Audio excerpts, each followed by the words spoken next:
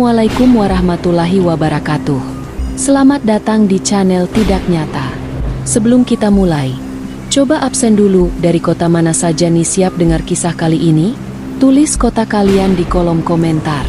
Jangan lupa untuk like, subscribe, dan nyalakan lonceng notifikasi agar kalian tidak ketinggalan cerita seru lainnya. Siapkan nyali kalian. Mari kita mulai ceritanya. Sesampainya di rumah, Sundari duduk manis di ruang tamu sambil senyum-senyum sendiri membuat Edi suaminya heran dengan tingkah istrinya itu. "Kamu ini kenapa sih, Bu? Pulang dari melayat kok malah senyum-senyum gitu, ndak segera mandi dulu? Endak baik tahu, habis dari pemakaman endak segera mandi." Tegur Edi yang baru keluar dari kamar mandi dan masih berkalung handuk sambil mengelap rambutnya. "Lah bapak mandi dulu gitu lo, mosok ibu nyusul ke kamar mandi sih?" Jawab Sundari sambil berlalu menuju kamar mandi lalu segera mandi. Setelah selesai mandi, Sundari segera ke kamar menyusul Edi yang sedang rebahan di kamarnya yang kini sudah sangat nyaman dengan kasur busa yang empuk itu. "Buk, kasihan juga ya si Antoyo. Kedua orang tuanya tak bertanggung jawab. Yang ngurus dari kecil justru simbahnya. Kini simbahnya malah meninggal," ucap Edi dengan tatapan menerawang ke atas.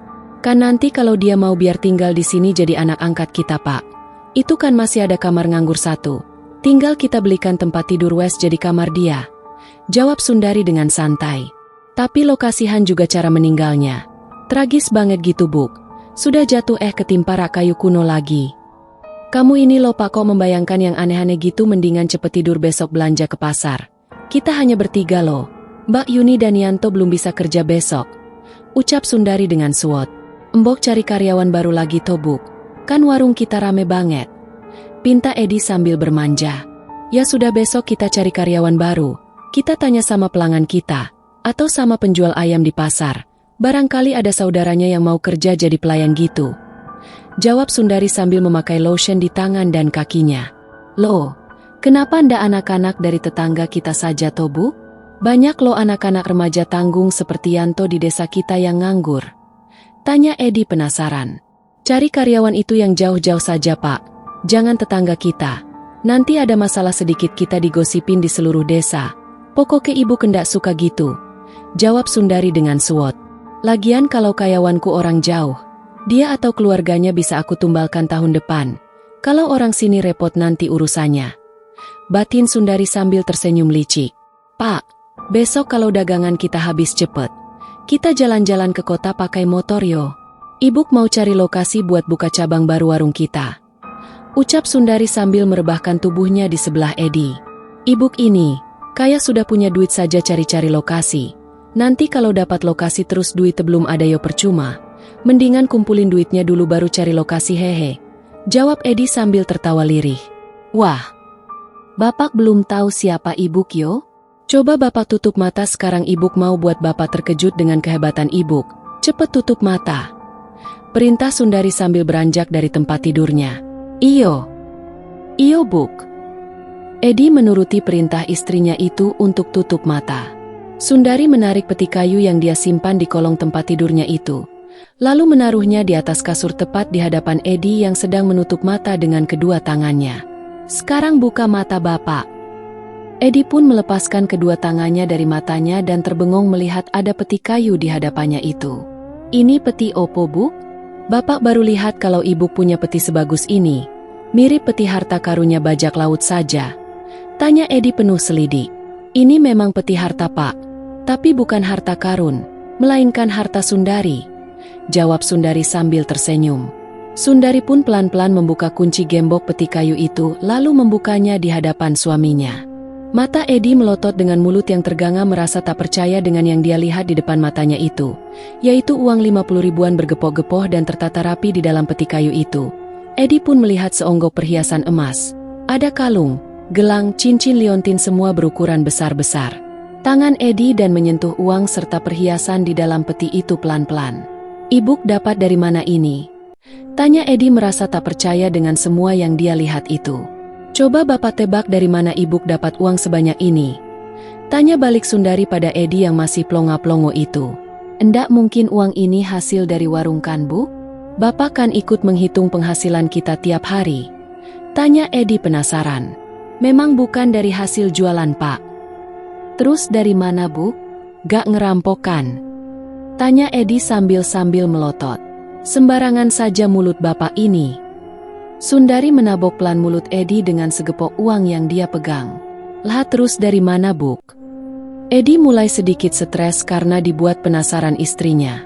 Ini uang hasil dari kematian simbahnya Yanto. Bisik Sundari di telinga Edi yang membuat Edi terkejut bukan kepalang. Maksud ibuk opo sibuk?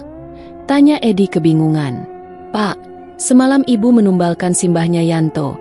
Kan semalam itu malam 1 suro. Jawab Sundari sambil berbisik. Ibuk ini kok tega banget tuh sama Yanto dan simbahnya. Ucap Edi dengan raut kecewa. Terus bapak mau kalau Kanjeng Ratu ngambil Anggi? Tanya Sundari sambil melotot pada Ed. Yo ndak tuh buk. Anggi itu anakku satu-satunya yang sekarang paling bapak jaga loh. Jawab Edi dengan raut ketakutan. Ya sudah, bapak diam saja. Nikmati saja ini hasilnya. Nih bapak mau beli apapun, belilah semaumu. Ucap Sundari sambil tersenyum. Terus perhiasan emas ini juga ibuk dapat semalam buk? Tanya Edi sambil meraup perhiasan-perhiasan itu di kedua telapak tangannya. Yo bukan toh pak, perhiasan itu upah karena setiap malam bulan purnama bapak melayani Kanjeng Ratu yang cantik itu. Jawab Sundari sambil menjawil janggut suaminya, yang membuat Edi tersipu malu. Terus dari mana bu? Ibu ndak ngerampokan? Wah, Kanjeng Ratu itu sungguh luar biasa yo buk. Padahal secantik itu loh. Kau mau bersetubuh dengan bapak yang hanya wong deso gini? Sudah gitu kita dikasih emas perhiasan sebanyak ini lagi. Balas Edi sambil tersipu-sipu malu. Cantik dan bahenol itu kan di matamu pak. Padahal wujud aslinya mengerikan. Batin Sundari sambil melirik Edi yang masih memainkan perhiasan emas di kedua tangannya sambil senyum-senyum itu. Bapak sudah ndak sabar ya? Nunggu malam bulan purnama lagi? Tanya Sundari sambil menggoda Edi. Ibuk ini menggoda bapak saja. Memangnya ibu kendak cemburu gitu kalau bapak setiap malam bulan purnama bersetubuh dengan perempuan lain? Tanya Edi penasaran. Kalau bapak melayani Kanjeng Ratu sih tentu tidak cemburu ibuk ini pak. Malah seneng, kan dapat imbalan emas yang banyak seperti itu. Tapi kalau sampai bersetubuh dengan nuning atau perempuan lain woh tak potong tenan terongmu pak. Jawab Sundari sambil melotot pada Edi. Terus tahun depan siapa yang mau kita tumbalkan buk? Tanya Edi penasaran. Itu masih lama pak, kita buka cabang warung dulu, terus cari karyawan yang banyak. Siapa tahu dari banyaknya karyawan kita nanti ada yang bisa kita tumbalkan. Yang penting jangan orang desa kita pak bisa runyam urusannya. Jawab Sundari dengan santai. Yo wes, bapak mau pakai cincin emas senda ini? Kalau mau pakai, ambil yang bapak suka terus ini kita simpan lagi. Iyo tobuk, ini bapak sudah dapat 2 cincin yang pas buat jari bapak. Jawab Edi sambil memasukkan dia cincin di jari kiri dan tangan kanannya, lalu memantas-mantaskan. Wes pantes jadi pak bos aku yo bu. Tanya Edi pada istrinya sambil bergaya memamerkan cincin emas yang dia pakai. Sundari hanya tersenyum sambil menutup lagi peti kayu itu lalu menggemboknya dan menyimpannya lagi di kolong tempat tidurnya. Kedua orang suami istri itu sangat senang sekali dengan uang yang mereka dapatkan. Bahkan tak lagi memikirkan kedukaan Yanto yang telah kehilangan simbahnya karena keserakahan mereka. Pagi hari setelah subuh dan masih keadaan gelap. Yanto ketiduran setelah sholat subuh dan berzikir. Sedangkan kedua orang tetangganya segera pulang karena ingin pergi ke sawah. Melihat suasana sepi dan hari masihlah gelap, Mbak Yuni pelan-pelan menggendong sekarung beras dan beberapa kilo gula pasir lalu dibawanya ke rumahnya dengan menyusur kebun kecil jalan pintas di samping rumahnya. Lalu menyimpannya dengan rapi di lemari dapurnya. Setelah selesai segera kembali lagi ke rumah Yanto dan pura-pura sibuk bersih-bersih rumah Yanto. Bulek jam segini kok masih bersih-bersih di rumah Yanto? Apa hari ini Bulek hendak bantuin Bu Sundari? Tanya Yanto ketika bangun dari tidurnya karena sorotan sinar matahari masuk dari pintu rumahnya yang terbuka. Endak le. Bulek sudah izin libur. Endak tega lo Bulek ninggalin kamu sendiri. Jawab Mbak Yuni sambil tersenyum. Terima kasih Bulek karena Bulek sudah perhatian sama Yanto. Endak opo-opo le. Bulek ini sudah nganggap kamu sebagai keluarga Bulek lo. Oh iya le, itu di meja dapur. Sudah ada sarapan. Tadi Bulek sudah masakin kamu nasi sama lauknya. Ada telur dadar sama sayur tahu. Kamu makan yo. Sekarang Bulek pulang dulu mau ganti bersih-bersih rumah Bulek. Ucap Mbak Yuni sambil berpamitan. Sebentar Bulek. Itu di dapur kan ada banyak beras dan sembako lainnya dari takziah orang-orang kemarin. Kalau buat makan Yanto sendiri ndak bakalan habis itu. Tak ambilin sebagian buat Bulek dulu. Ucap Yanto sambil bergegas ke dapur lalu mengikat setengah karung beras dan segala sembako seperti minyak, gula, teh dan juga kelapa. Lalu mengangkat dan membawanya keluar rumah di hadapan Mbak Yuni. Ini buat Bulek Yuni. Sebagai rasa terima kasih Yanto karena Bulek sudah baik dan perhatian pada Yanto, mohon diterima yo Bulek. Ucap Yanto sambil menyerahkan setengah karung beras dan sembako lainnya itu. Bulek itu ndak berharap apa-apa dari kamu Lole. Sudah kamu simpan lagi saja ini. Bulek itu tulus ikhlas membantumu. Jawab Mbak Yuni bersandiwara. Endak apa-apa Bulek. Yanto juga ikhlas kok. Justru Yanto ndak enak kalau sampai Bulek tolak pemberian Yanto ini. Paksa Yanto pada Mbak Yuni yang akhirnya dengan malu-malu Mbak Yuni pun menerimanya dan membawanya pulang. Sesampainya di rumah, sembako itu pun dia kumpulkan jadi satu dengan yang telah dia ambil diam-diam subuh tadi. Hingga semua sembako itu menjadi satu lemari penuh di dapurnya. Wah, lumayan banyak ini sembakoku. Bisa ngirit berbulan-bulan lah. Lagian Yanto kan cuma sendiri. Sebentar lagi juga diangkat anak sama Sundari yang sudah banyak duit itu. Pasti hidup Yanto ndak bakalan kekurangan lagi. Ucap Mbak Yuni sambil tersenyum puas melihat lemari dapurnya yang penuh dengan sembako. Sementara itu Sundari dan Edi juga Eko sangat sibuk di warungnya. Edi membantu Sundari masak sedangkan Eko bersih-bersih warung sendiri hingga selesai. Leko, Eko kamu ndak opo-opo kan sementara kerja sendiri. Nanti tak tambahi bonus lo. Ucap Edi pada Eko yang sedang mengepel lantai warungnya itu.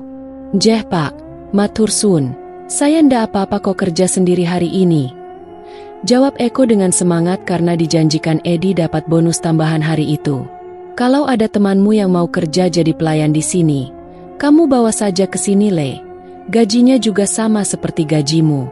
Tapi kalau kamu bisa bawa satu karyawan kerja di sini, kamu tak kasih bonus 50.000. Coba hitung kalau kamu bisa cari karyawan 5 atau 6 orang. Wah bonusmu banyak Lole. Rayu Sundari pada Eko sambil menyiapkan semua dagangannya. Yang bener Bu? Kalau begitu besok aku cari orang yang mau kerja jadi pelayan di sinilah Bul. Jawab Eko dengan antusias. Tapi karyawan laki-laki seperti kamu saja Yole. Jangan perempuan. Ibu ndak suka karyawan perempuan. Selain banyak gaya juga kerjanya ndak cekatan seperti anak laki-laki. Jadi carinya karyawan laki-laki saja Yot. Perintah Sundari pada Eko. Jeh Bul. Jawab Eko dengan singkat sambil tersenyum membayangkan banyaknya bonus yang bakalan dia terima jika dia bisa bawa banyak karyawan untuk bosnya itu. Sundari pun tersenyum melirik Eko yang begitu bersemangat kerja. Siang itu Anggi menyusul ibunya ke warung setelah pulang dari sekolah seperti biasanya. Kok Bude Yuni sama Mas Yanto ndak masuk kerja sibuk? Tanya Anggi sambil makan siang di dekat meja kasir ibunya. Mas Yanto libur karena simbahnya meninggal enduk. Kalau Bude Yuni masih menemani Mas Yanto, kan mereka tetangga. Lagian Mas Yanto itu ndak punya siapa-siapa lagi di desa itu. Jadi budemu yang nemani sementara sampai 7 hari simbahnya meninggal. Setelah itu dia bisa tinggal sama kita. Jawab Sundari sambil terus melayani para pembeli. Setelah makan kamu bantu Mas Eko dulu Yonduk. Perintah Edi yang sibuk mondar-mandir melayani para pembeli. Jeh Pak. Jawab Anggi singkat sambil buru-buru menyelesaikan makannya. Hari itu memang sengaja jualannya tak sebanyak hari biasanya.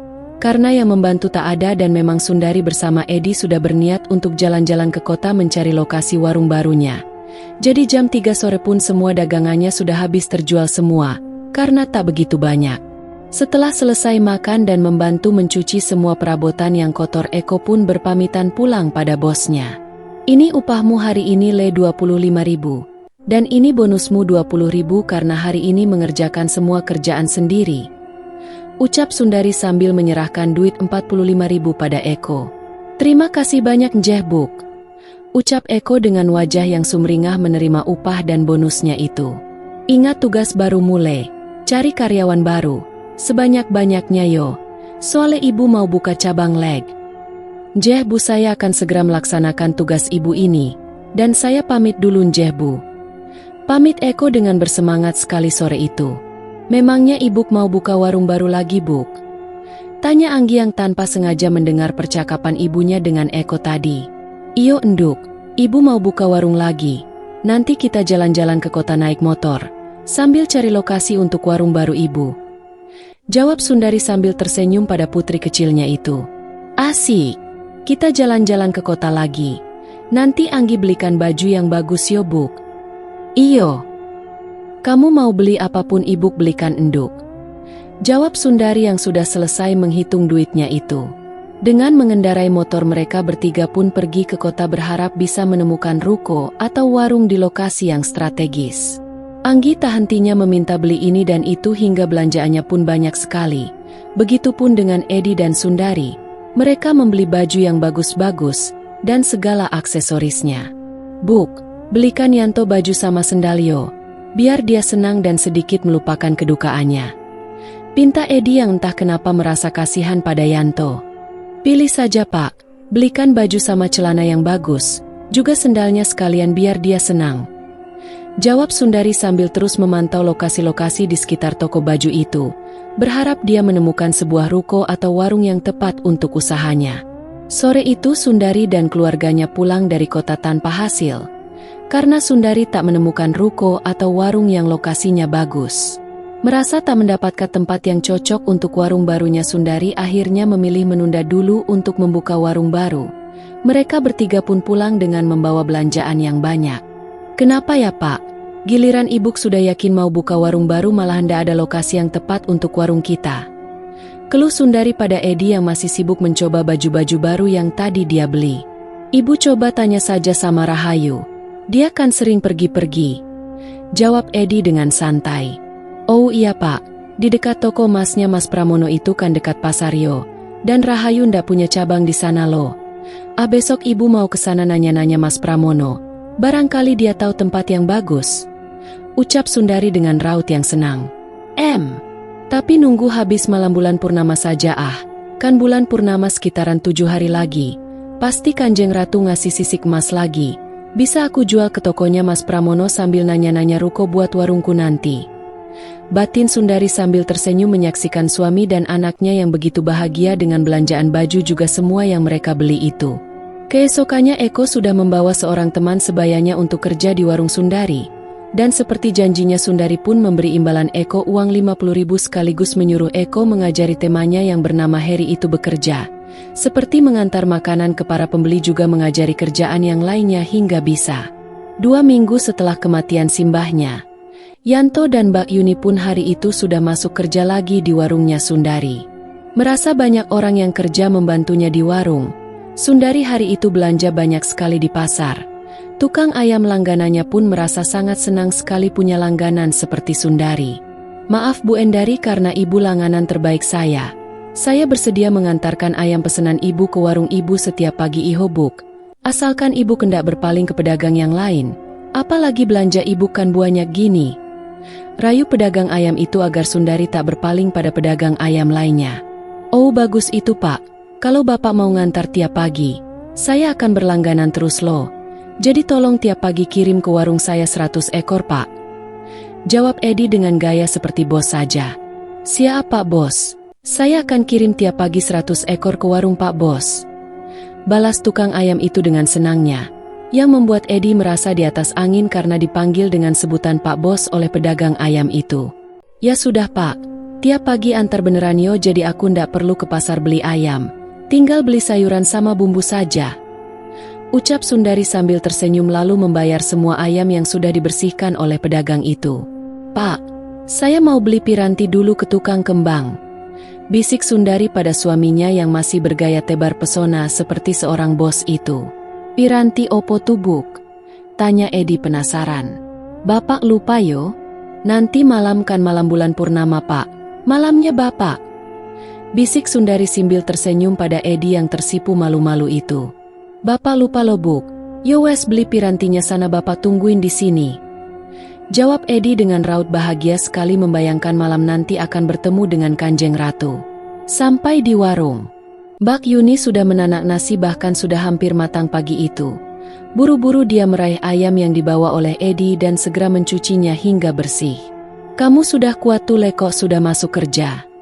tanya Edi sambil mengelus kepala Yanto. Entah kenapa Edi begitu kasihan dan iba juga tidak enak hati pada Yanto. "Alhamdulillah, Yanto sudah kuat kok Pak. Sebenarnya dari kemarin-kemarin Yanto juga sudah mau kerja. Tapi ndak enak sama para tetangga," jawab Yanto dengan sopan. "Ya sudah, kerjalah sekuatmu saja Yole. Jangan memaksakan diri.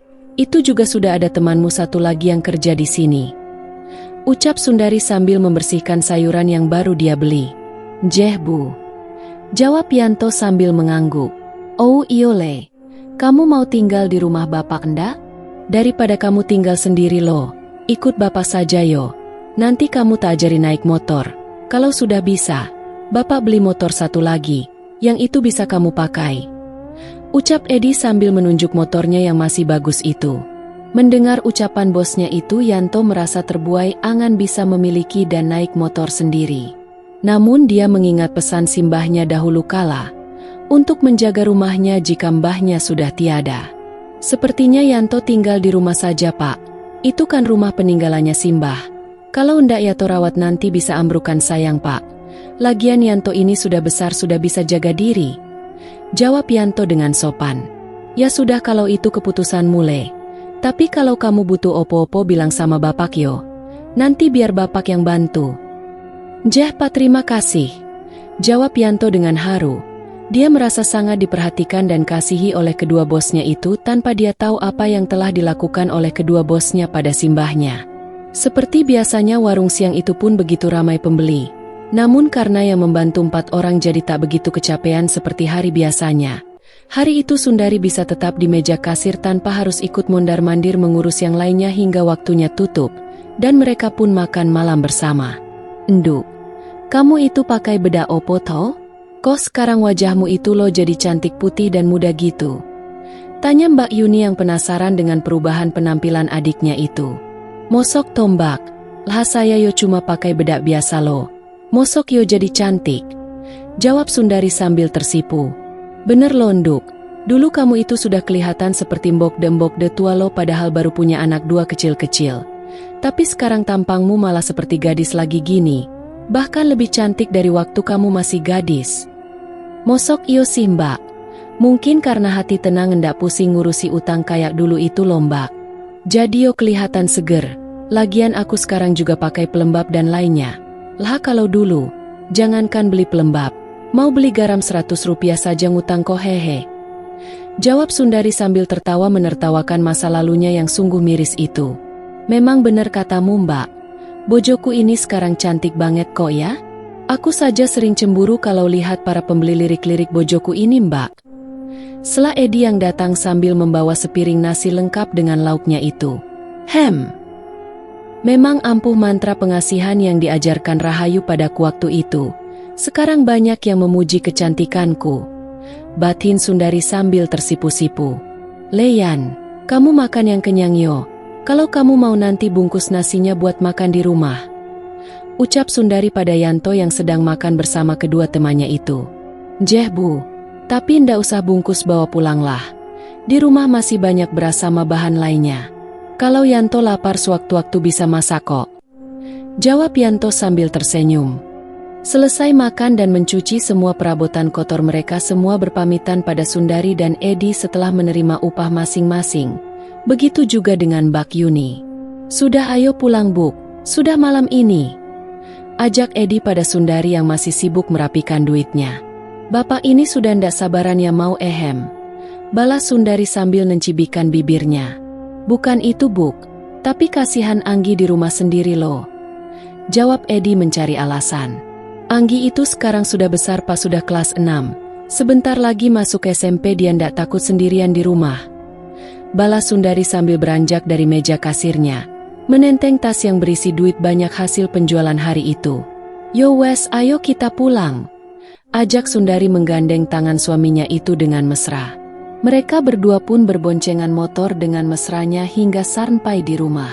Sesampainya di rumah, Sundari melihat Anggi putrinya itu sedang tidur di depan TV yang masih menyala. dengan segala mainan dan cemilan yang berserakan di sekitarnya. Bocah ini koyo jorok sekali toh, makan jajanan tapi sampahnya berserakan gini. Keluh Edi sesampainya di rumah mendapati ruangan depan TV yang sangat kotor. Segera dia mengangkat tubuh putrinya yang sudah tertidur pulas itu lalu memindahkannya ke kamar. Edi pun merapikan mainan Anggi yang berserakan dan menyapu semua sampah bekas jajan yang dibuang sembarangan oleh putrinya itu. Sedangkan Sundari, dia hanya duduk di kursi panjang ruang tamunya sambil selonjoran menyaksikan suaminya yang super sibuk tanpa membantunya. Anak sama ibu kok yo sama-sama males bersih-bersih tuh yo. Gerutu Edi sambil duduk di sebelah Sundari yang cuek itu.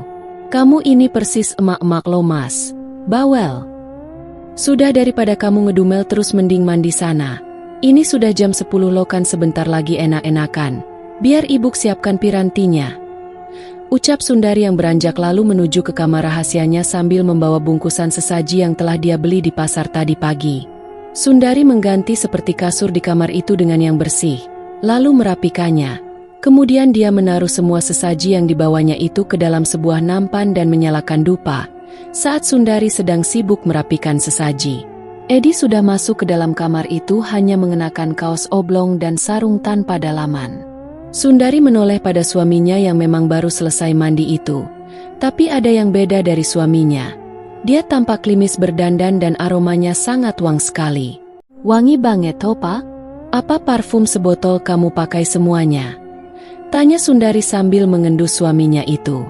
Edi hanya senyum-senyum saja tak menjawab pertanyaan istrinya. Lalu segera duduk di tempat tidur yang sudah rapi dan bersih itu. Ya sudah, bojoku yang ganteng, yang wangi banget. Silahkan tidur. Ibu mau keluar, mau mandi gerah. Ucap Sundari yang segera meninggalkan suaminya untuk tidur sendiri di kamar itu. Kasihan banget kamu pak, sudah dandan seganteng itu. Sewangi itu tapi kamu tidur dan bersetubuh dengan ular besar yang mengerikan. Batin Sundari sambil meninggalkan kamar tempat suaminya memadu kasih dengan junjungannya itu. Setelah mandi, Sundari duduk di kursi ruang tamu menunggu suaminya selesai bersetubuh dengan sang ratu pesugihannya. Walaupun Sundari mengantuk namun dia tetap bertahan di kursi ruang tamu, sambil mencuri-curi dengar aktivitas suaminya di dalam kamar itu. Namun dengan kondisi rumah yang sudah tembok dan kokoh, Sundari tak bisa lagi mendengar desahan-desahan suaminya bersama ratu siluman ular yang sedang bersetubuh di dalam kamar. Hingga waktu menunjukkan pukul 2 pagi, Sundari berjalan pelan-pelan menuju kamar itu. Dia menempelkan telinganya di pintu berharap bisa mendengar sesuatu dari dalam. Namun dia sudah tak mendengar suara apapun dari dalam kamar, hingga Sundari membuka pintunya. Benar saja dugaan Sundari bahwa sang ratu selalu pergi tepat pukul 2 pagi. Nyatanya saat Sundari masuk dia hanya mendapati Edi seorang yang sedang tidur pulas terlentang tanpa sehelai kain pun menutupi tubuhnya. Segera Sundari mendekati suaminya itu lalu memunguti kepingan-kepingan emas yang berserakan di atas tempat tidur, hingga bersih tak tersisa satupun. Sundari tersenyum puas saat melihat semua kepingan emas yang sudah terkumpul di ujung bajunya yang dia gunakan untuk mengumpulan emas hasil jerih payah suaminya melayani junjungannya. Setelah menyelimuti tubuh suaminya, Sundari segera pergi ke kamarnya untuk menyimpan emas-emas yang dia kumpulkan itu di sebuah dompet besar. Lalu memasukkannya ke dalam tas untuk dia jual ke toko emas Pramono besok. Paginya Sundari bangun lebih awal lalu pergi ke pasar sendirian seperti biasanya saat suaminya habis melayani nafsu pesugihannya. Dia selalu pergi belanja ke pasar sendirian, karena suaminya masih kelelahan. Namun pagi itu dia hanya membeli sayuran dan bumbu dapur saja, karena ayamnya sudah diantar ke warung langsung oleh pedagangnya. Seperti biasa juga setelah mengarungi malam bulan purnama bersama Kanjeng Ratu, badan Edi sangat sakit semua. Dan seluruh tenaga seperti tersedot habis hingga dia tampak lesu juga merasa sangat lelah. Siang hari Edi baru menyusul istrinya ke warung bersama Anggi yang sudah pulang dari sekolah. Jam segini lo bojomu sudah kecapean kerja kok kamu malah baru datang tudi? Tegur Mbak Yuni pada adik iparnya itu. Badanku rasanya sakit semua mbak.